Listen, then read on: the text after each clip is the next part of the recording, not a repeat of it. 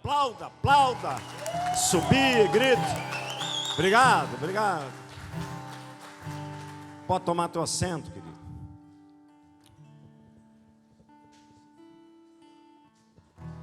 Amados irmãos, vai se acostumando. Mulheres não tem que deixar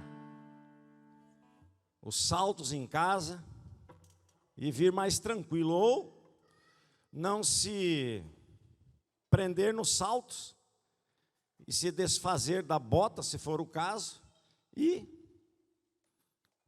dançar e cantar na presença de Deus de meio pé descalço.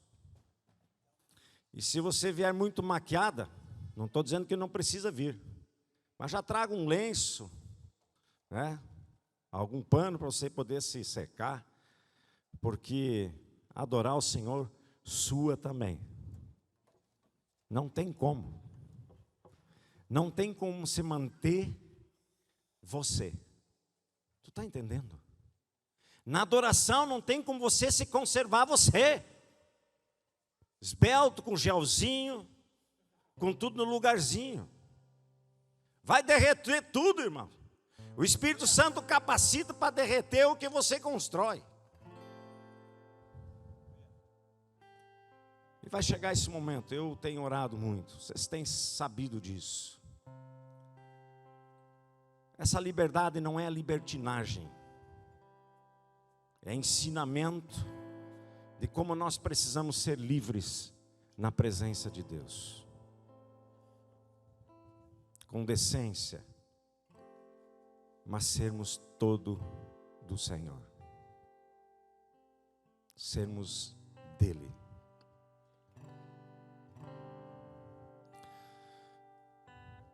Às vezes a minha esposa faz uma brincadeira, né? Chega a minha neta. E se fosse filmar, vocês não iam acreditar que é o pastor de vocês. Ele vira criança e começa a fazer umas micagens, pula, se deita no chão, rola. Se eu faço isso para minha neta, o que eu vou fazer para o Rei da Glória? O Rei da Glória não quer que você faça micagem, não. Isso não precisa. Mas quando eu ando na presença do Senhor, na casa do Senhor, para louvar, adorar o Senhor, é tudo o que eu posso fazer, o que eu estou fazendo. A mensagem, a palavra, vem da parte dele, isso é um presente. É mais uma graça, a mesma que ele instituiu com seu filho lá na cruz. Nós temos que aprender cada vez mais a se entregar nesse momento. Quando nós saímos de casa, é igual o corpo saudável, irmão. Sabe? Vamos pensar um pouco comigo. Um cadeirante, ele é saudável ou não? Em partes. O deficiente visual é totalmente saudável? Em partes. Mas quando a igreja do Senhor se reúne, ele deseja que o corpo, numa sintonia total, o adore. E ninguém fique estático, alheio ao Rei da Glória. Vamos aprendendo, irmãos, não é isso? Amém? Amém de verdade? Glória a Deus. Irmãos, colocamos uma bandeira. O que nós temos amanhã? Que dia é amanhã? 7 de setembro, feriado nacional. Não, alguns vão trabalhar amanhã? Sim, alguns vão trabalhar. Mas a maioria não vai trabalhar. Qual é a sua pátria, meu irmão? Hã? Ali é a pátria celestial, mas é a terrena, qual é que é? E o seu estado? E a sua cidade? Tem alguns de outra cidade aí, né? 3 de maio. Irmãos, a nossa mensagem de hoje tem como título: A minha pátria para Cristo. Mas assim como nós começamos a mensagem desta manhã, nós queremos dar continuidade num texto para nós tomarmos posse daquilo que nós desejamos, a pátria para Cristo. Tem alguém aqui que ora pedindo ao Senhor que a pátria seja de Cristo todos os dias? Todos os dias, Carlos ora lá para todos os dias. Difícil, né? Nem eu não oro. Todos os dias a pátria para Cristo. Mas antes de nós termos a pátria para Cristo, nós precisamos ter o nosso ser para Cristo. Precisamos primeiro trabalhar com o nosso ser para Cristo, depois a nossa cidade para Cristo, o nosso estado para Cristo e então a nossa pátria. E nós queremos mais uma vez nesta noite, através da palavra de Deus, trabalhar a respeito do nosso ser com Cristo. Eu quero repetir então o texto principal, que é de Mateus capítulo 7, 21 a 27. Então, se você tiver aí a sua Bíblia, pode abrir, a tela vai apresentar aqui o texto também. Nós vamos ler ele, Mateus 7, 21 a 27. Nem todos que me chamam Senhor, Senhor, entrarão no reino dos céus, mas aqueles que de fato fazem a vontade de meu Pai que está no céu. No dia do juízo, muitos me dirão: Senhor, Senhor, não profetizamos em teu nome, não expulsamos demônios em teu nome, e não realizamos muitos milagres em teu nome? Eu, porém, responderei: nunca os conheci, afaste-se de mim, vocês que desobedecem à lei. Quem ouve minhas palavras e as pratica é tão sábio como uma pessoa que constrói sua casa sobre uma rocha firme. Quando vierem as chuvas e as inundações, e os ventos castigarem a casa, ela não cairá, pois foi construída sobre rocha firme. Mas quem ouve o meu ensino e não o pratica é tão tolo como a pessoa que constrói sua casa sobre areia. Quando vierem as chuvas e as inundações e os ventos castigarem a casa, ela cairá com grande estrondo. Pai amado, Pai querido, nós queremos declarar agora nesta hora a Tua palavra sendo redigida no coração de cada um aqui presente e daqueles que estão em casa, em nome de Jesus. Me capacite, ó Pai amado, a que o Teu Espírito governe a minha mente e o meu coração, e os meus lábios possam proferir a Tua vontade e o Teu desejo para a Tua igreja, em nome de Jesus. Amém. Nesta manhã, então, só fazer uma reprise rapidinho para que você pegue todo o conteúdo, você que chegou e está aqui só hoje à noite. Nós trouxemos para que nós possamos identificar esse texto de que a casa construída sobre a rocha e construída sobre areia pode ser a mesma casa exterior, com o mesmo engenheiro, com o mesmo arquiteto, com o mesmo perfil, o mesmo desenho. E se você olhar pelo lado de fora, você não vai ver nenhuma diferença. Mas o que Cristo está dizendo aqui, para que nós venhamos ter o cuidado que Ele está fazendo a observação do fundamento e o solo. Ele não está pensando na exteriorização daquilo que você faz com as suas mãos. Ele não tem interesse do que você faz, por mais que as obras vão precisar qualificar aquilo que está dentro de você. Mas Ele está dizendo aqui, chamando a atenção, que o maior perigo, a segurança de toda a casa, de toda a construção, está no solo e no fundamento. E aí nós concluímos então aqui na manhã de hoje, através do texto que vem anteriormente a esse, de que o solo é o coração do homem, né? Na parábola que Jesus usa do semeador, ele vai lá falar o quê? Solo rochoso, boa terra, quer dizer, aquele que recebe, retém e vai em frente e obedecem à palavra do Senhor. Então esse é o solo bom. Então numa questão da casa, é preciso construir, ou é preciso ter um coração que entre em obediência ao Senhor. É o texto que está ali que falou. Não adianta você me apresentar, curar, fazer e acontecer, você precisa me obedecer, né? E então, os fundamentos é o quê?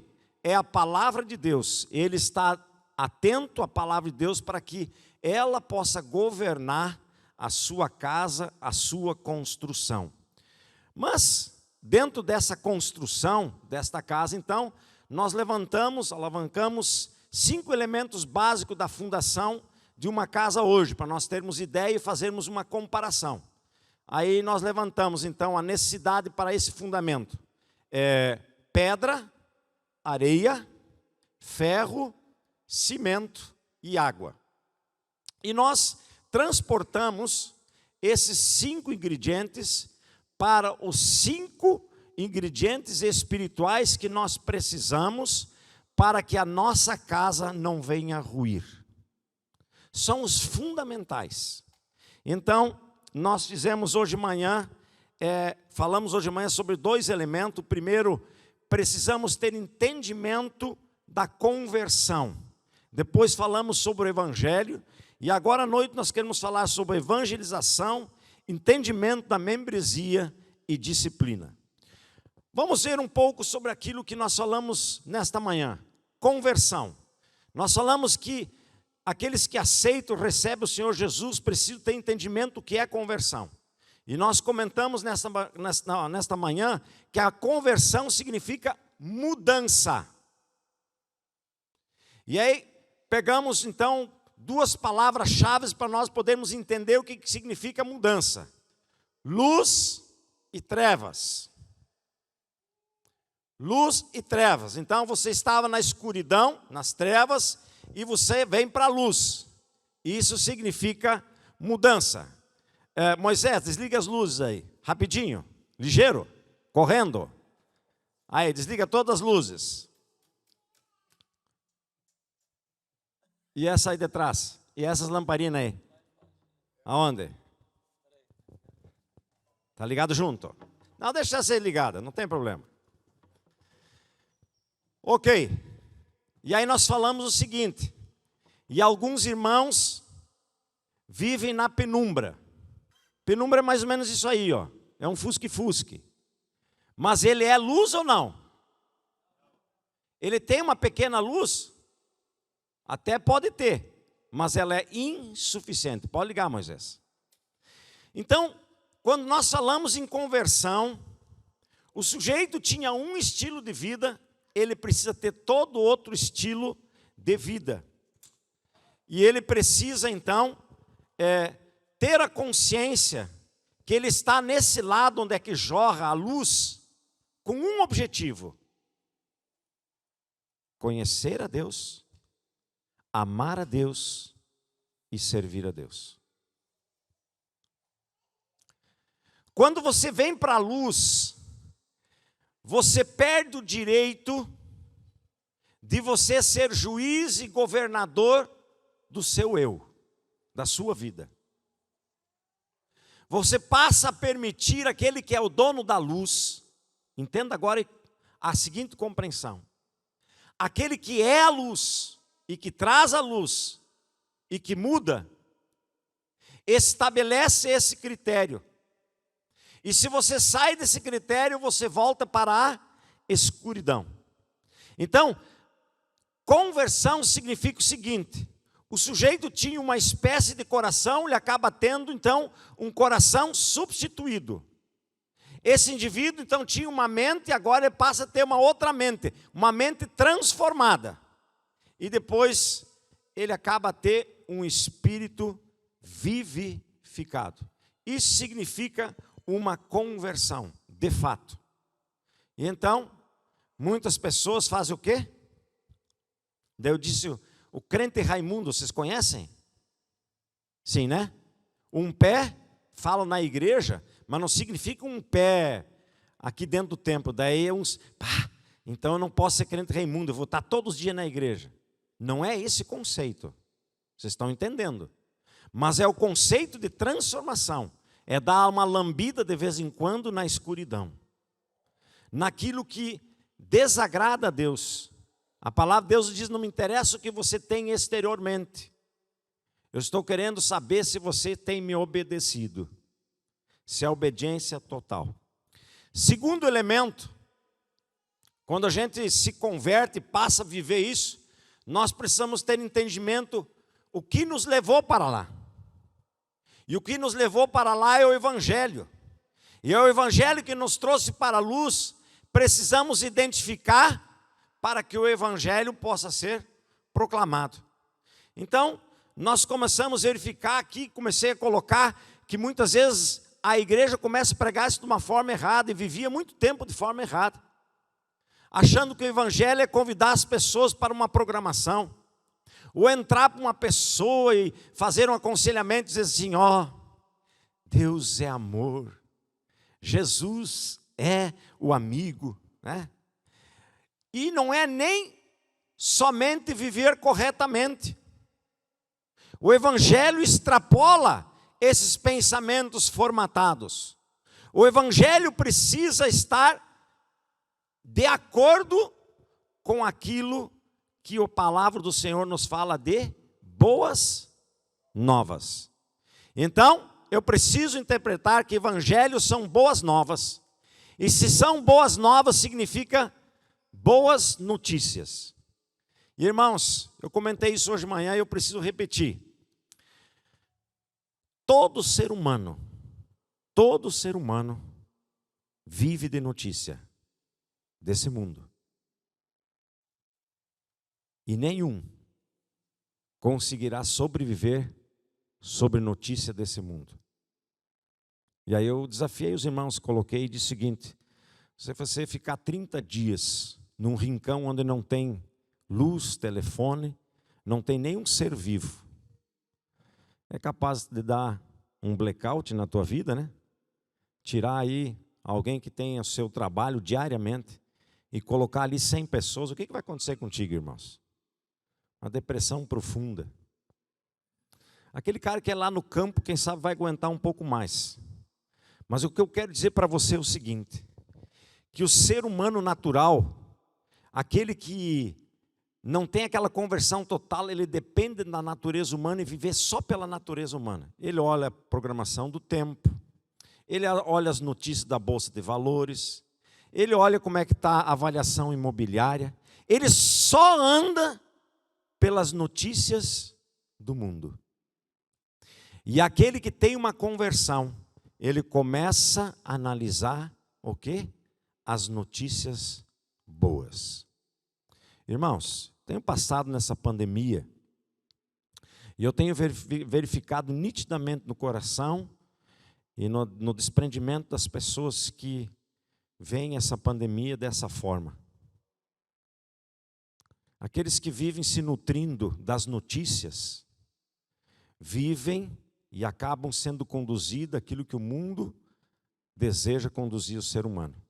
Mas quando você tem uma conversão genuína, real e verdadeira, e você procura amar o Senhor, conhecer o Senhor e servir o Senhor, Ele tem muito mais a oferecer do que esse mundo oferece, e do que o mundo passa e o que o mundo tem para trazer para você.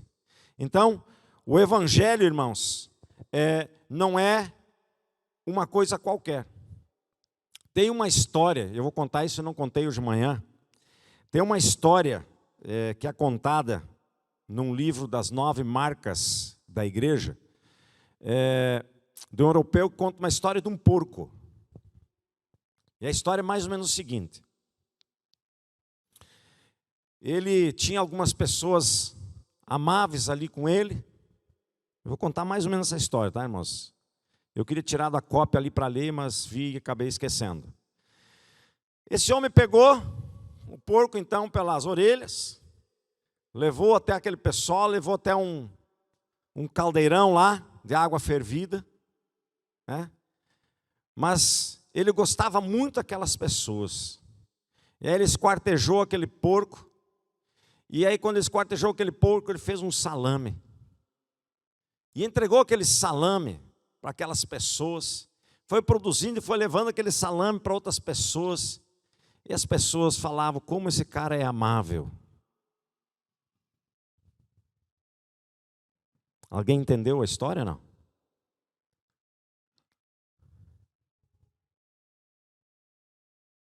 Nem eu. Assim é quando nós não soubemos exatamente o que é o Evangelho. A gente não conhece a cabeça, o meio, o fim. E as pessoas vão vindo por conveniência, porque é bom, aquela igreja é razoável, os cânticos são legais, os que se incomodam saem. Mas é preciso discernir e ter o tato de saber que a conversão foi produzida através do Evangelho, e esse Evangelho tem que ser conhecido por todos. E eu preciso ter isso na minha mão. Então o Evangelho, você sabe muito bem que ele passa por aonde? Por onde passa essa boa notícia? Pela cruz. Então eu falei hoje de manhã em Romanos 3:23, que nós precisamos explicar para as pessoas que o Evangelho nos diz que nós todos somos o quê? Pecadores. E eu ainda falei, dizendo o seguinte, que as pessoas podem dizer, não, mas eu não feri ninguém, eu não machuquei nem comigo mesmo, nem com os outros. A questão do pecado está relacionada com Deus, porque Ele é santo, justo, e você não é. Porque Gênesis capítulo 1, versículo 27, vai dizer lá em 28, que Ele fez a mim e a você como a sua imagem e... Então eu estou corrompido, já desde lá de Adão e Eva. E Ele está dizendo que nós somos transgressores e pecadores. E aí no texto seguinte, no segundo passo, Romanos 6:23 vai dizer o seguinte, se eu não fizer nada, a minha condição, o meu pagamento é o quê? A morte. Mas pastor, todo mundo vai morrer. Nós estamos falando da morte eterna. Então se eu não fizer absolutamente nada, é morte eterna. E aí no terceiro ponto, Atos 4, 11 e 12, vai dizer para nós que a salvação está em quem? Jesus Cristo, que por intermédio dele, e esse ato ocorreu aonde? Na cruz, e ele fez o quê? Morreu por mim e por você, para cancelar esse ato de injustiça nosso, que é o nosso pecado. E isso Jesus fez, está em Romanos 5, 28, por todos. Ele está à disposição de todos. Essa é boa notícia, ela é para mim, ela é para ti, veio para mim, veio para ti, é para todos. Depois, você precisa dizer o seguinte, tá, e agora o que eu vou fazer? Você precisa se arrepender. Você precisa se arrepender dos seus pecados. Atos 3:19. E por último, depois de se arrepender, você precisa crer e viver com Jesus. João 3:36. Esse é o Evangelho. Sem rodeios. Essa é a palavra. O quanto disso eu tenho falado, o quanto eu sei disso, e o quanto você tem falado disso para as outras pessoas. Essa é a boa notícia. E por último, Ele está voltando. Irmãos, esse é o ferro ali do fundamento. Se tu não sabe isso e não fala isso, vai faltar ferro. A casa vai cair.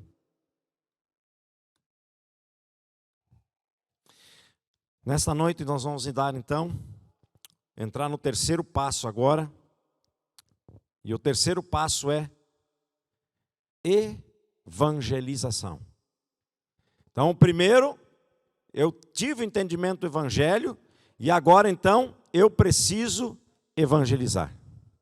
A primeira palavra, irmãos, que nós precisamos falar para as pessoas, e precisamos ser honestos, é dizer que elas precisam se arrepender, que elas precisam crer. Mas no final tu tem que dizer, eu repeti isso nessa manhã, há um preço para se pagar. Essa semana, nos pequenos grupos, nós tivemos esse tema, né? Um preço. É uma escolha.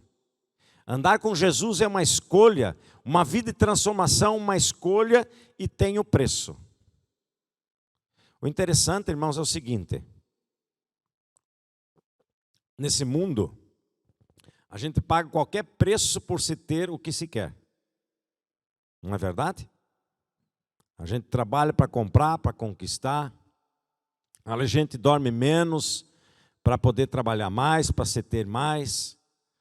Perde o sono, né? Faz qualquer tipo de negócio para conquistar e ter. Mas a conversão, o evangelho, aquilo que você pregar, precisa dizer para ele, ó cara, não tem vida mole não, precisa pagar um preço. E aí, o preço é aquele que Jesus colocou ali em Lucas capítulo 9, 23. Se alguém quiser me acompanhar, negue-se a si mesmo e mais alto, irmãos, tem um preço para pagar ou não? Para estar com Jesus, precisa se negar a si mesmo. Você precisa morrer todo dia lá na cruz, com os teus eus e as tuas vontades. Pastor, então eu não posso mais viver nessa terra. Sim, pode viver, tio Joãozinho.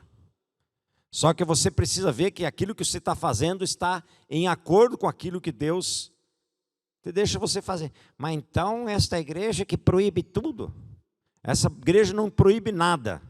Essa igreja esclarece o que a palavra de Deus deixa para que você possa ter uma vida em abundância e ter a vida eterna. João capítulo 10, versículo 10. João 8, 32. Conhecereis a verdade, eu vim para que você tenha vida e tenha vida plena, boa, aqui e a vida eterna. Quem crer em mim será salvo, porque Deus amou o mundo de tal maneira que deu seu Filho único, para que todo aquele que nele crê estar nele, tenha a vida eterna. Então, amados irmãos, é preciso que isso você diga às pessoas com urgência. E eu tenho falado, esse mundo tem nos atrelado tanto, que a gente não leva isso muito a sério. Às vezes a mesma pessoa que não conhece Cristo passa umas 100 vezes na minha frente. E eu não falo da boa notícia. As pessoas estão recebendo todo dia notícia.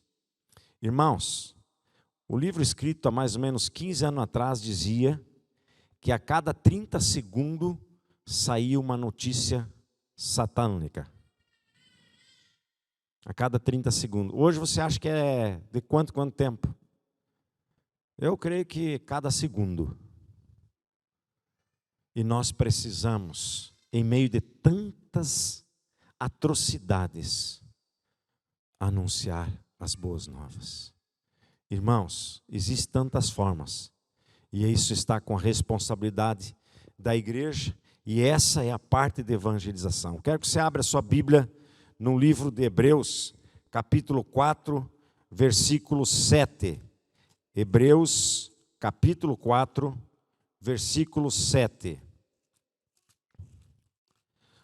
O texto diz aqui, Hebreus capítulo 4, versículo 7.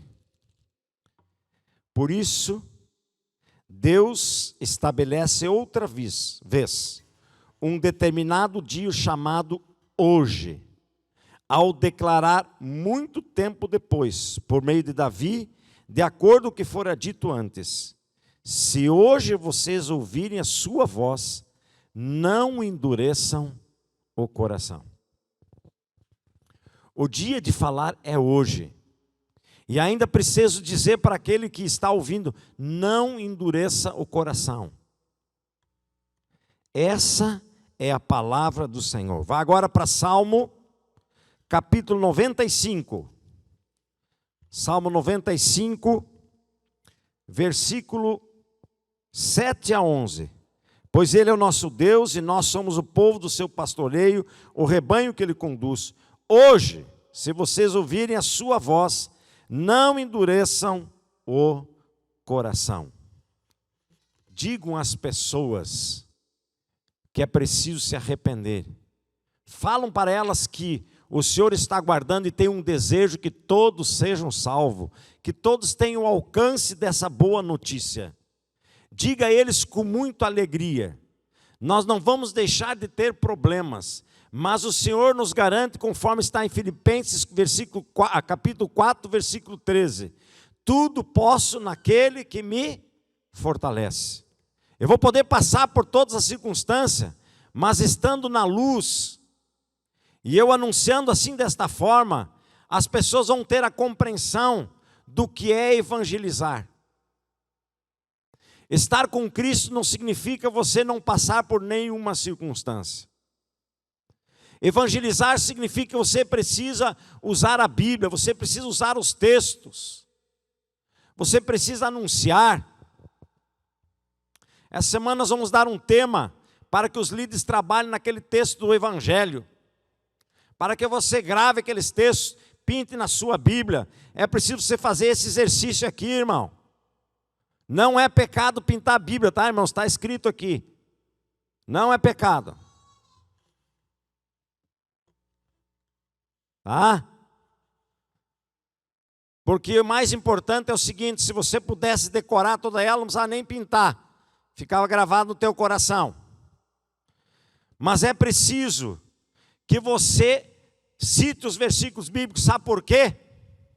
Porque a palavra te dá a autoridade. Então, quando você for falar do Evangelho, é preciso você citar versículos bíblicos, é preciso que você tenha entendimento. É preciso que você ore também, irmãos, com a pessoa. Às vezes as pessoas estão aí convivendo junto e não tem nem sequer um tempinho de oração. Pare ali naquele momento com a pessoa que está falando do Evangelho. Eu posso orar por você? Leia um texto aí muito importante, Mateus capítulo 18, vá lá para o Novo Testamento. Mateus 18, 18 a 20. Digo-lhes a verdade, tudo que vocês ligarem na terra será ligado no céu, e tudo que vocês desligarem na terra será desligado no céu. Também lhes digo que se 2 de vocês concordarem na terra em qualquer assunto sobre o qual pedirem, isso lhes será feito por meu Pai que estás nos céus. Pois onde se reunirem 2 ou 3 em meu nome, ali eu já estou. Está compreendendo, irmão? O mundo espiritual se liga naquele momento. E eu preciso disso. Se você, junto com a outra pessoa, olha só precisa de mais um. Às vezes nós falamos, né, e temos usado muito texto. Os irmãos, quarta-feira de oração. Aliás, falando nisso, nós vamos chegar num outro ponto. Quarta-feira de oração, se reuniam lá. Deus, obrigado, porque tua palavra nos diz, não tiver 2 ou 3 unidos, eles estão entre 3 ou 4. Glória a Deus, o Senhor vai nos ouvir. A verdade, a entonação desse versículo está exatamente, excentricamente ligada para o Evangelho. Significa o seguinte: o Senhor entra com a força e o poder dEle.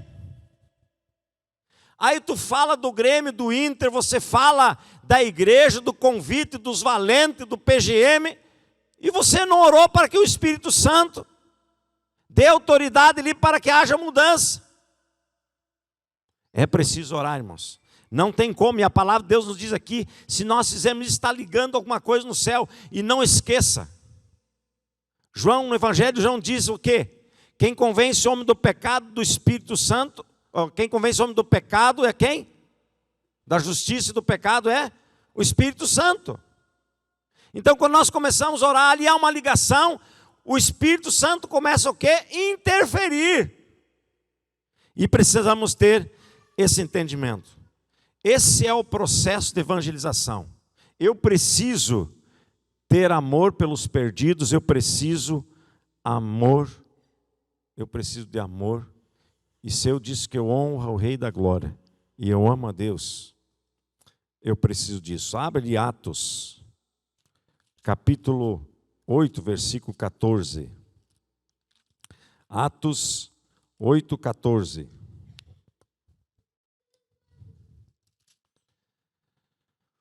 Os apóstolos em Jerusalém, ouvindo que Samaria havia aceitado a palavra de Deus, enviaram para lá Pedro e João. Estes, só um pouquinho, irmãos. Vamos para João 13. Voltando. João 13, versículos 34 e 35.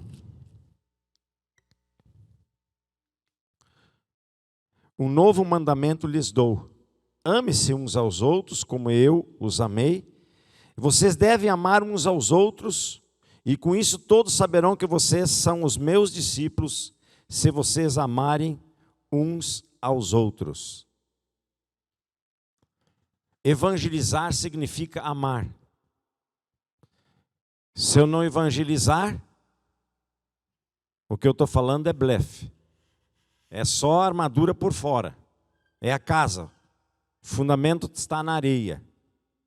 Então eu preciso exercitar isso. Irmãos, o tempo é limitado. Como nós vimos ali na palavra, Deus anseia que nós façamos isso já. Efésios 5,16. Quero que você abra lá ainda Efésios 5,16. Nesse tema aqui. Não estou vendo as folhas, está todo mundo de celular? 5,16. Diz assim: aproveitando ao máximo cada oportunidade, porque os dias são maus. Nós não podemos perder, irmãos, a oportunidade de anunciar as boas novas, as notícias que Deus tem para que eu e você viemos proclamar. Então estamos sabendo o que é evangelho, melhor dito, estamos sabendo o que é conversão, sabemos o que de fato é o evangelho, sabemos como nós devemos evangelizar, e agora precisamos ter entendimento por que membresia e por que ser membro de igreja e o que significa isso. Em primeiro lugar, ser membro significa um pacto, uma aliança, comprometimento com Cristo e entre os irmãos. Não há como ser membro você viver isoladamente. Então a primeira coisa, nós precisamos entender que a membresia é um asseguramento para mim e para você. Primeiro plano, abre lá 1 João. 1 João capítulo 4, versículo 20 e 21. 4, 20 e 21. Se alguém afirmar, eu amo a Deus, mas odiar o seu irmão é mentiroso. Pois quem não ama o seu irmão, a quem vê, não pode amar a Deus que não vê.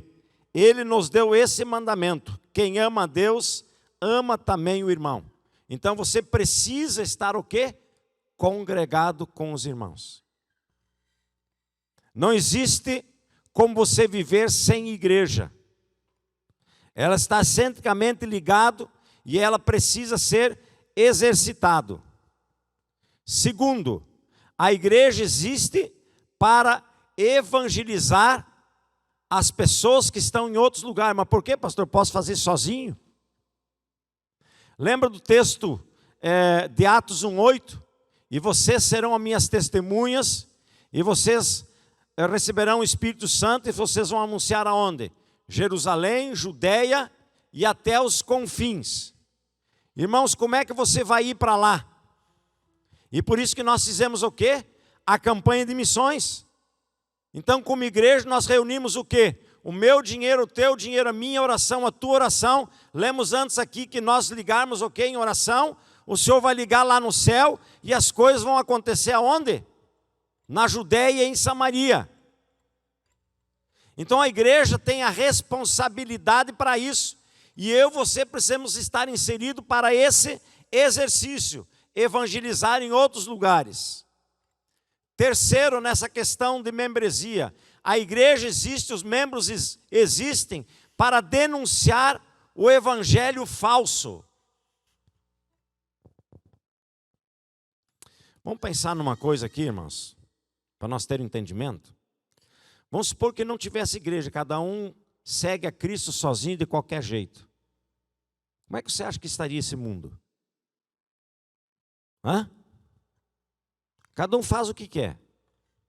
Segue a Cristo do seu jeito, da sua forma. Então, quem ainda tem condições é de ter a autoridade para denunciar o evangelho, a heresia, é a igreja do Senhor Jesus. Inclusive, uma igreja, entre aspas, pode denunciar outra igreja, entre aspas, que está usando o quê? De heresia. Vá lá para Mateus capítulo 16, versículo 18. Mateus 16, 18. O que diz aqui? Eu lhe digo que você é Pedro, e sobre essa pedra edificarei a minha igreja.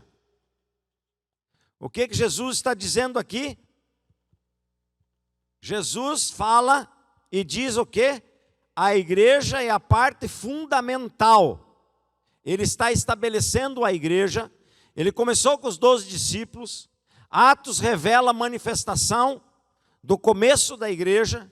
E é preciso nos entender que nós dentro da igreja temos esse compromisso. Cristo, diz lá em Colossenses capítulo 1, 18, 19, Cristo é o cabeça da igreja. E quando os irmãos e a igreja olhem para Cristo, Ele capacita para que a igreja possa denunciar aquilo que está em heresia ou está em desacordo. Quarto, a igreja ela existe para que nós possamos ser edificados. E ela vai combater o orgulho de viver o individualismo. Essa tem sido uma das maiores ondas, né, dos nossos dias de hoje. E Hebreus capítulo 10 até o versículo 25, do 19 até o dia 25, vai trazer uma manifestação de que a igreja ela precisa, o corpo precisa dos seus dons para que eles sejam manifestos, sejam edificados. Irmão, já pensou se o dom da cura está andando sozinha, lá fora, o dom do pastor lá no outro canto sozinho, de que jeito essa igreja vai desenvolver? Ela precisa estar num corpo, ter uma forma, para que junto ela possa se manifestar e se edificar. Quinto, nós como igreja precisamos nos preparar para a guerra espiritual. Nós temos as nossas guerras espirituais individuais, mas nós temos também a guerra que é com a igreja. Irmãos, observe que no Velho Testamento, Deus sempre se referia ao povo. As guerras eram com o povo, não era individual. A guerra sempre vinha, o Senhor mostrando como o povo precisava para avançar, estar na dependência. E se você estiver sozinho, ou vivendo no seu individualismo, como você vai fazer parte disso? Eu quero que você vá para o texto de Apocalipse, capítulo 12, para ter um entendimento de algo aqui agora. Apocalipse, capítulo 12, versículo 7. Houve então uma guerra nos céus. Miguel e seus anjos lutaram contra o dragão, e o dragão e os seus anjos revidaram. Esse é o mundo espiritual. Não é um contra um. São vários contra vários. Mas nós precisamos nos manter para que nós possamos ser vitoriosos. O que Jesus diz? Contra a igreja do Senhor o inferno não o quê? Irmãos, pode cair um irmão, pode cair dois irmãos, mas a igreja vai continuar. Hoje você pode sair dessa terra, Deus lhe chamar para uma senha, mas a igreja continua amanhã. E amanhã pessoas vão ser alcançadas pelas boas notícias. E elas vão continuar fazendo parte desse corpo. Você está entendendo, irmão? E então, as coisas desse mundo não vão absolutamente fazer nada, não vai acontecer nada com o trajeto, o processo que Deus estabeleceu para a igreja. Por isso que se eu estou dentro da igreja, não quer dizer dentro desse templo, dessas 4 paredes, eu estou dentro do lugar, o melhor lugar. Por isso que o salmista diz, é preferível estar na casa do Senhor o dia do que 1000 em outros lugares. Ele não está falando da questão habitual, mas é do sistema de nós estarmos interessados uns pelos outros e complementarmos com o exercício que ele está estabelecendo aqui agora. E por último, a questão 6, a igreja está aí para glorificar. E a glória de Deus se manifesta. Quero que você abra lá 2 Crônicas. 2 Crônicas, capítulo 7, versículo 3. Diz o texto: quando todos os israelitas viram o fogo descendo e a glória do Senhor sobre o templo, ajoelharam-se no pavimento, rosto em terra, e adoraram e deram graças ao Senhor, dizendo: Ele é bom e o seu amor dura para sempre. Ao sair do culto nesta manhã, o irmão, ele me chamou e disse: pastor, tudo que o senhor estava sentindo lá na frente, eu estava sentindo hoje.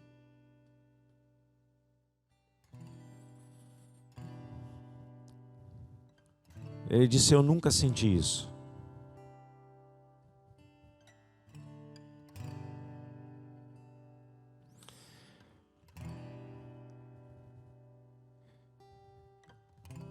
Você sabe qual é a importância de ser membro? O ser membro tem um preço. O ser membro significa, do corpo, você precisa se envolver. Você desenvolve a fé. Você faz o ato público, batismo. Você participa da comunhão, da ceia. Você contribui com ações, dízimos, ofertas, honra ao Senhor. E nós falamos aqui nesta manhã. A pessoa que não entende ainda a questão de dízimo e oferta, está no escuro. Isso é muito claro. Porque se você ama o Senhor, você procura conhecê-lo e servir Ele, não há dúvida nisso. Eu creio também, nós chegaremos um tempo, e se você acredita nisso, você vai dar um amém, glória a Deus, que nós não precisamos anunciar dizendo que agora é o momento de oferta. As pessoas, quando no momento estiverem adorando o Senhor, automaticamente vão fazer isso de coração, como diz a palavra. Porque isso é um entendimento, é uma maneira que está estabelecido, está na palavra, que diz ali: sigam-me. É os que eu me obedeço. Eu não estou falando daqueles que estão ali curando, eu quero obediência. A cura vem de mim, os milagres vêm de mim, não são de vocês. Eu só quero que vocês me obedeçam. Irmãos, ser parte, fazer parte da igreja é viajarmos, peregrinarmos no mesmo trem. Irmãos, não tem como você estar num trem e você descer numa estação e sair correndo a pé para pegar o trem mais lá na frente. Você está entendendo? É sério isso. E muitos irmãos pensam que Eu vou parar nessa estação. Na próxima volta que o trem passar, eu vou entrar dentro dele.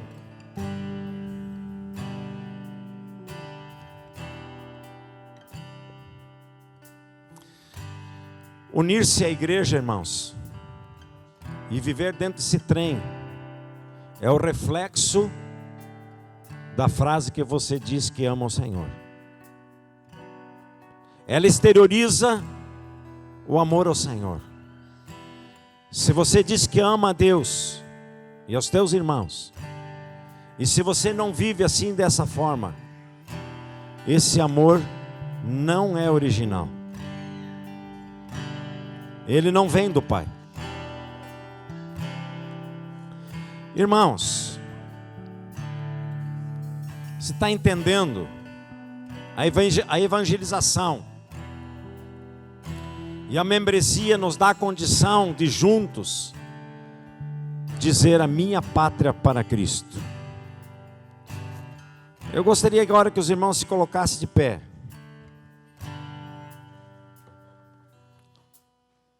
Eu gostaria de pedir aqui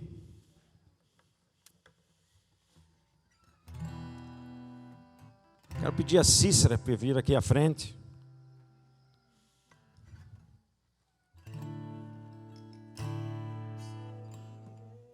Vou pedir 3 mulheres para vir aqui hoje na frente. Suame e a Bianca.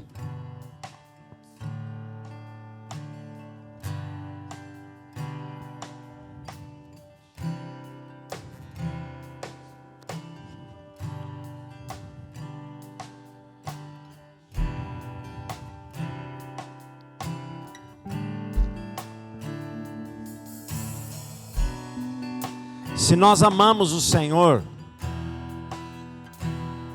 se nós de fato falamos que somos convertidos, se nós de fato sabemos o que é o Evangelho, se nós de fato evangelizamos, nós vamos pedir aqui essa noite em oração, para que Deus tenha misericórdia do nosso coração e Ele venha sobre a nossa cidade, venha sobre o nosso estado e sobre o nosso país. E eu vou pedir que a Bianca ore pelo nosso prefeito, a nossa cidade.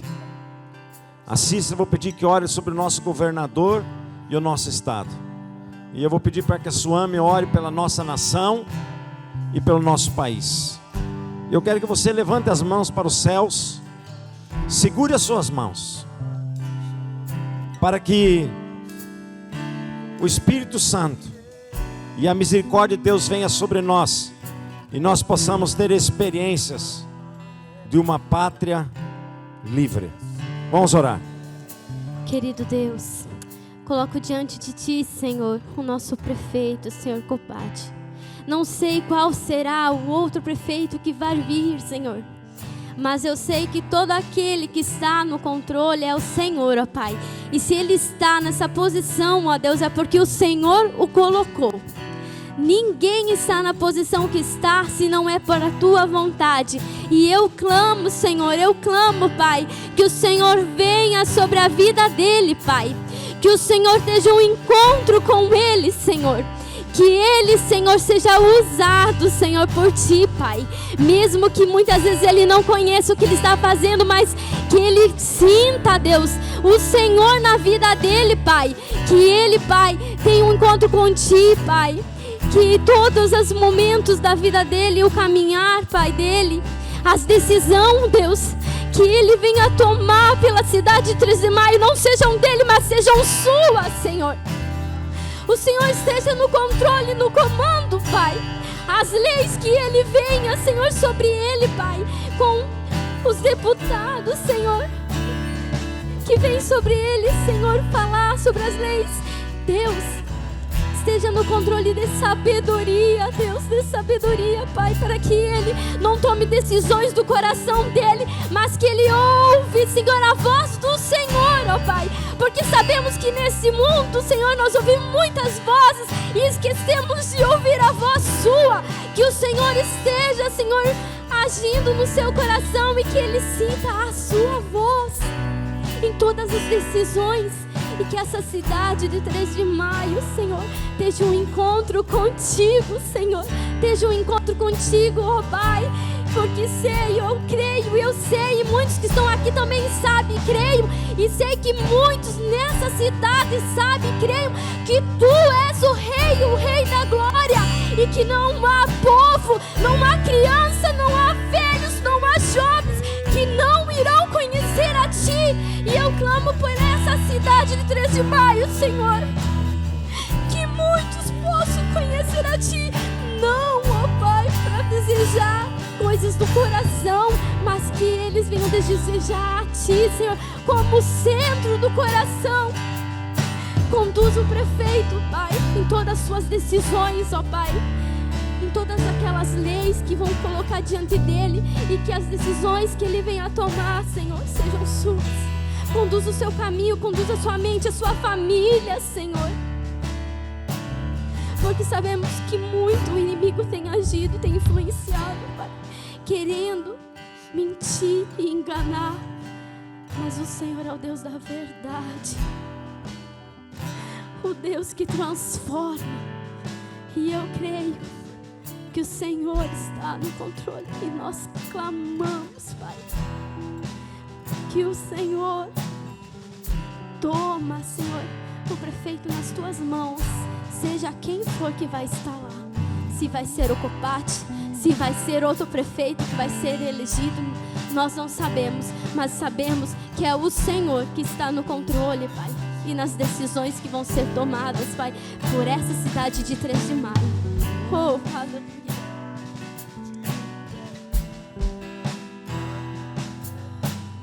Aleluia, Pai.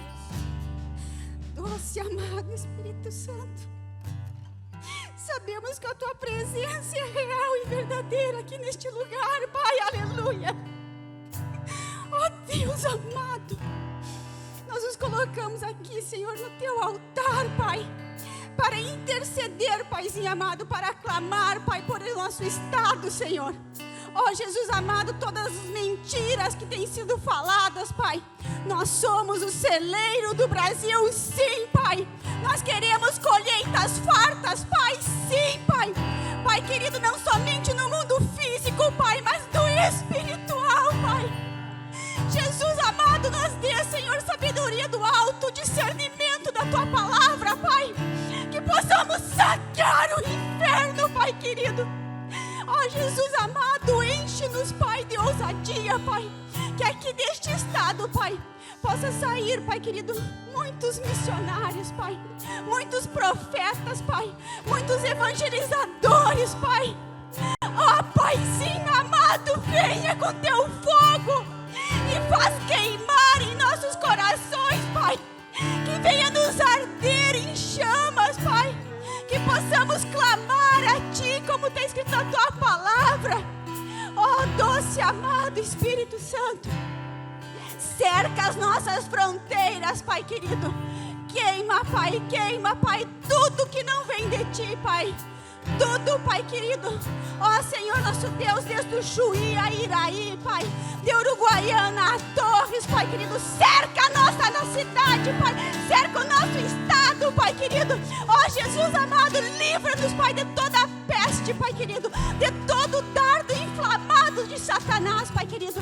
Colocamos este povo amado, Pai querido, na Tua presença, Pai, e nós não aceitamos mais, Pai querido, rótulos de guerra, Pai. Assim como nós tivemos um tempo sangrento, Pai, nós não queremos mais isso. Nós já sabemos que este estado é Teu, sim, Pai, e que ele está ardendo em chamas por todo o nosso Brasil, Pai. Em nome de Jesus, Pai, eu te peço, Deus amado, venha com Teu poder, a Tua glória sobre o governo, sobre o nosso governador, Pai. Enche ele, Pai querido, de sabedoria, Pai, em todas as suas decisões, Pai querido. Cerca ele lá, Pai querido, com pessoas, Pai, que possam falar do Teu amor, da Tua palavra, Pai querido. Que ele venha se render a Ti, sim, Pai querido. Que tudo que age na vida dele, Pai querido, seja destronado em nome de Jesus, Pai. Oh, Paizinho amado, nós já Te louvamos e nós já Te dançamos na Tua presença, sabendo que é o Senhor quem faz, Pai. Ó Jesus, glórias a Ti, Pai, em Teu santo nome, Pai. que nós cremos, doce amados.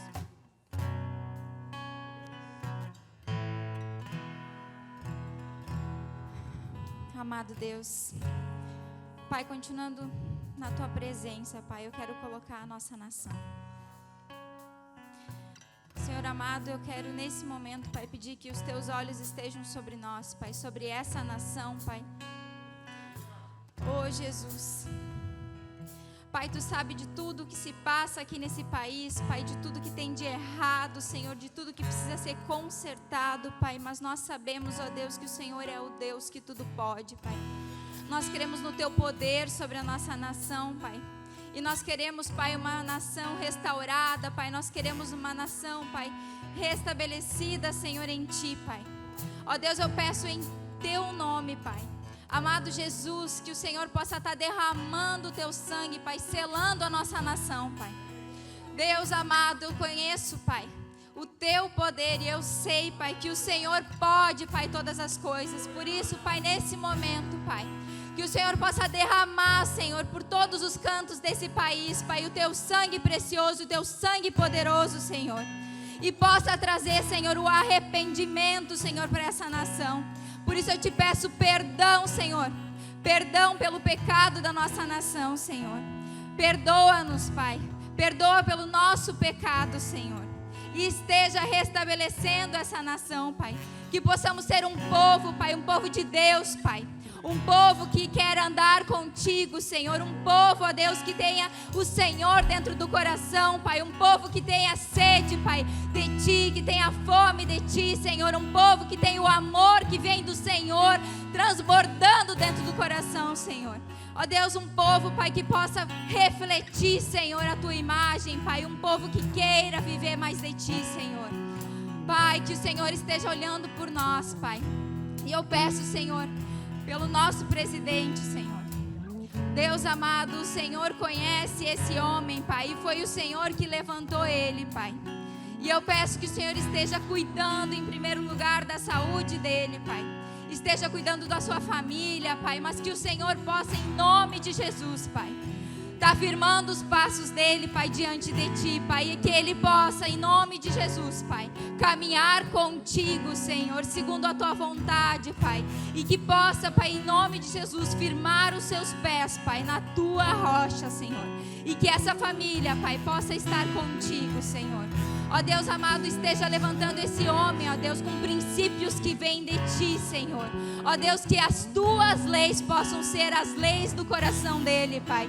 E que o Senhor esteja usando esse homem, Pai, para estar cuidando também do nosso país, Senhor. E que ele esteja, Pai, ó Deus, governando, Pai, com excelência, Pai. Mas com os olhos fixados em Ti, Senhor. Com os olhos voltados para Ti, Senhor. E que o Senhor seja o foco do coração dele, Pai. Que o Senhor possa fazer, Pai, dentro desse coração, Pai, tudo que o Senhor precisa fazer ainda, Pai.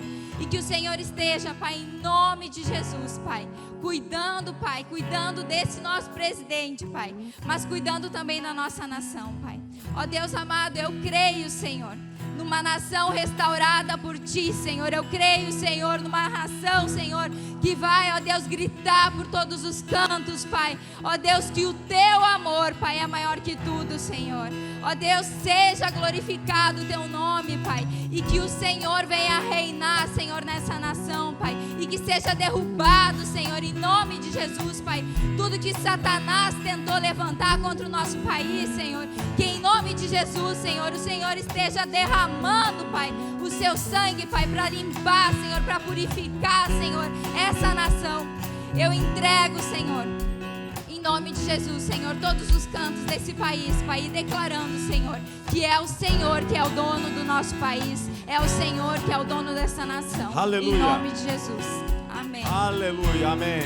Para Cristo, eis a minha petição, minha pátria tão querida, eu Te dei meu coração.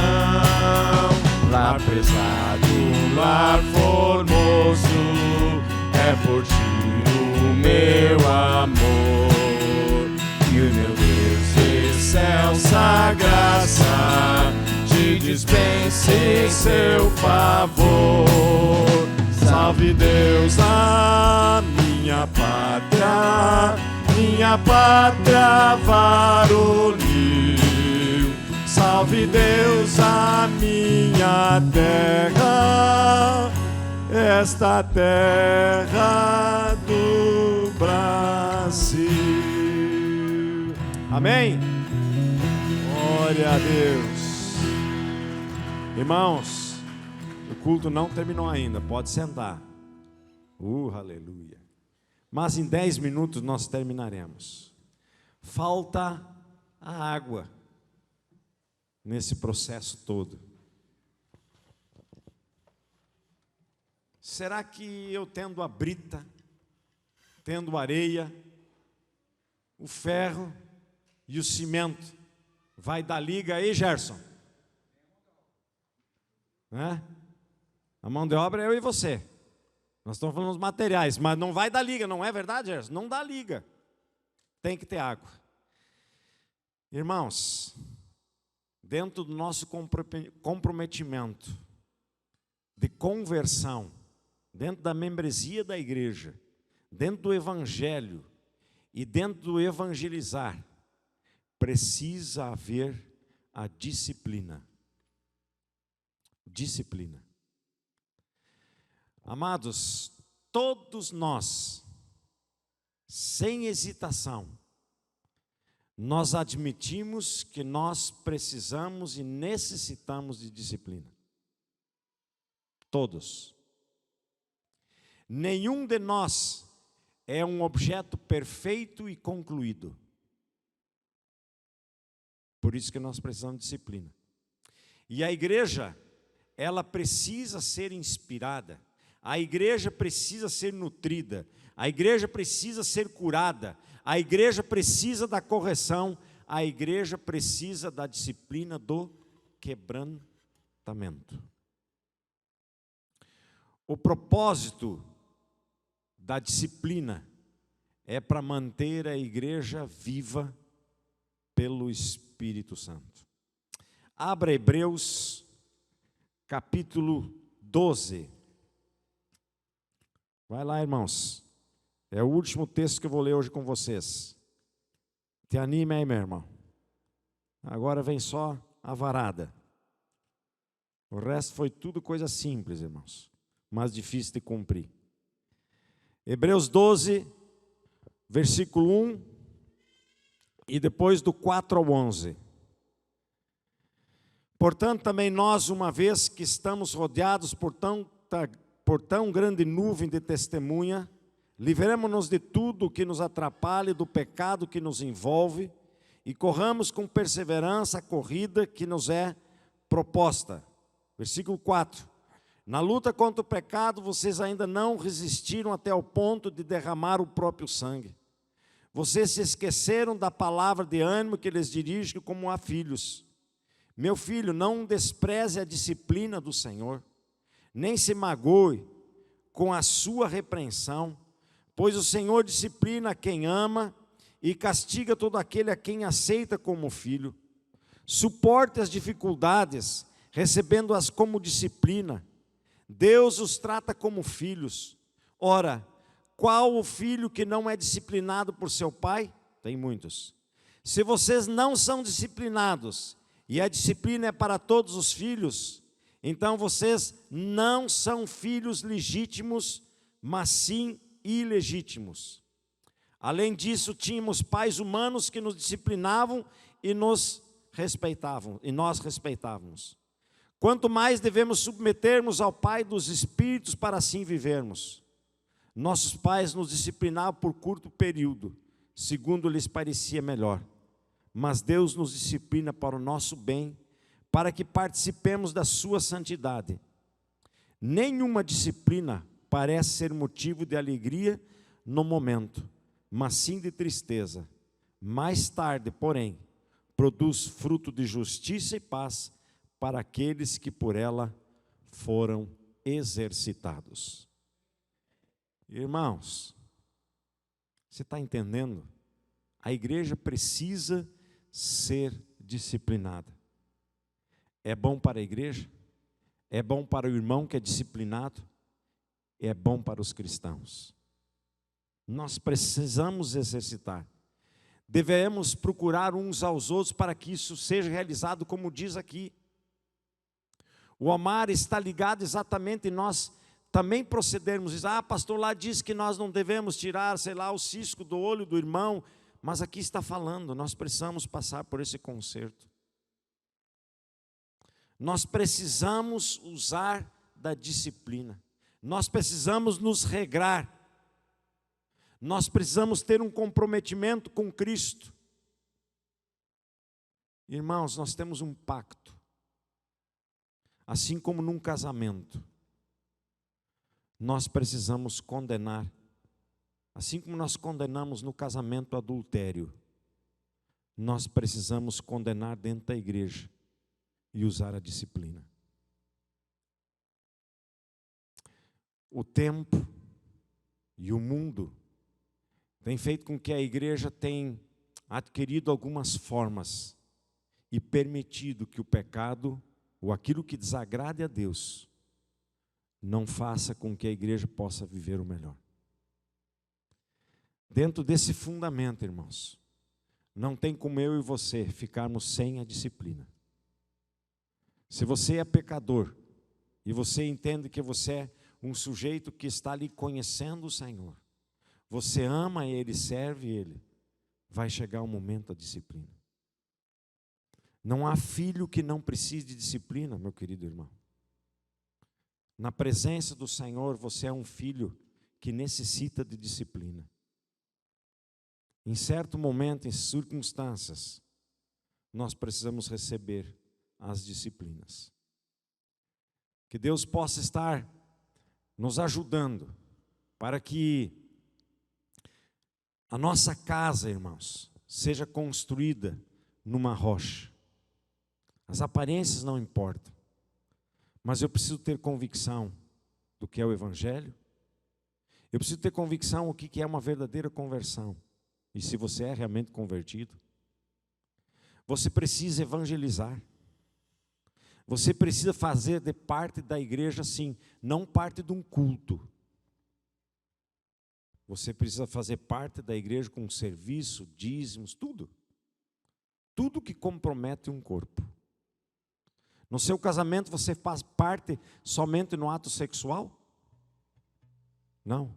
Financeiro, auxílio no serviço, nas alegrias, em todos os momentos, na mesa do café da manhã, no almoço, ao meio-dia, no momento da viagem, do lazer, do passeio, na hora do choro, no hospital.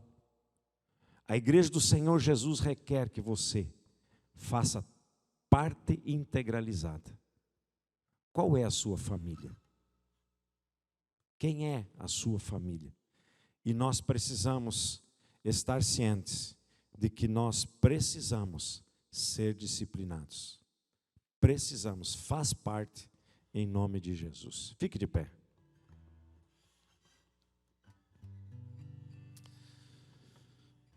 Se você que está aqui esta noite, entendeu o que é a boa notícia,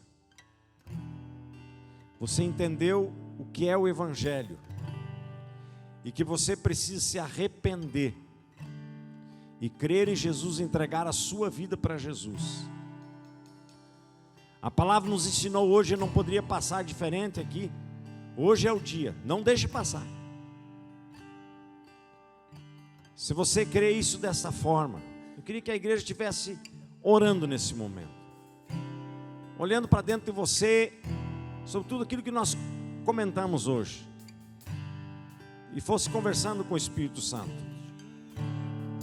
Mas se você nesta noite deseja entregar a sua vida ao Senhor Jesus e sair das trevas e ir para a luz, estar disposto a pagar um preço, mas saber que Ele vai poder estar contigo e você vai poder todas as coisas nele, independente das circunstâncias.